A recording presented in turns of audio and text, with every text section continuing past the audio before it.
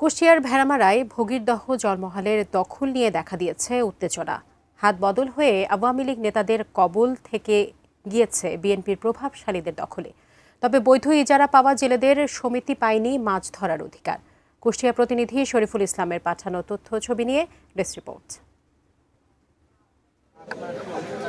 ভেড়ামারা উপজেলার জুনিয়াদহ ইউনিয়নের ১৩ কিলোমিটার দৈর্ঘ্যের বিশাল আয়তনের জলমহাল ভগীরদহ ৫ আগস্টের আগে স্থানীয় আওয়ামী লীগের প্রভাবশালীদের দখলে ছিল।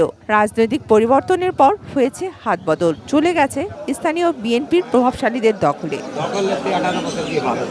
গত ১ বৈশাখ প্রান্তিক জনগোষ্ঠীদের সংগঠন জনসেবা মৎস্যজীবী সমবায় সমিতি ৩ বছরের জন্য ৩,৮১,০০০ টাকায় জলমহালটি ইজারা নেয়, কিন্তু জলমহালের অধিকার পাচ্ছেন না তারা।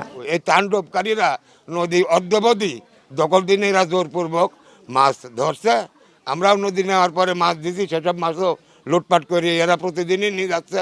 অবৈধ যারা খাতে চাচ্ছে তাদের জন্য না খাওয়া হয়, এটা আমরা চাচ্ছি। সবাই জানে যে সে পাইছে, সরকারিভাবে ডাক হয়েছে।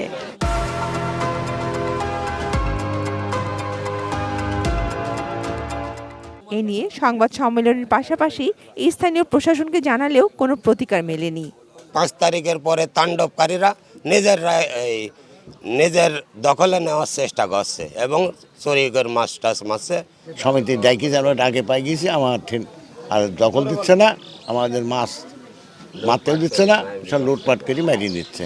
তবে অভিযোগ মানতে নারাজ অভিযুক্তরা। থানা ভূমি ভিজিল্যান্স এবং থানা নির্বাহী অফিসারের কাছে আমরা প্রেরণ করব। তারা যে মাছ চুরির আমাদের বিরুদ্ধে অভিযোগ দিচ্ছে, আসলে এটা সম্পূর্ণ মিথ্যা।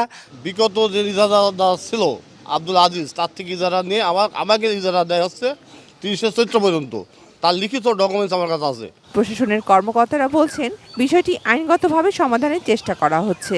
আমার পক্ষে এসিল্যান্ড গিয়েছে, সেখানে তারা ঝামেলাটা মিটিয়েছে, কিন্তু আসলে যারা দখল করে আছে তারা তো আসলে ওই মাছ ধরতেছে, এটা তো আসলে চুরির অপরাধ। এই বিষয়ে তারা যেহেতু একটা অভিযোগ দিয়েছে, সেটা তদন্ত করার জন্য আমার কাছে ডিসি অফিস থেকে অলরেডি পাঠানো হয়েছে এবং সেটা তদন্ত আমি করে সেটা জমা দিব। Shakil Aziz, desk report, ATN news.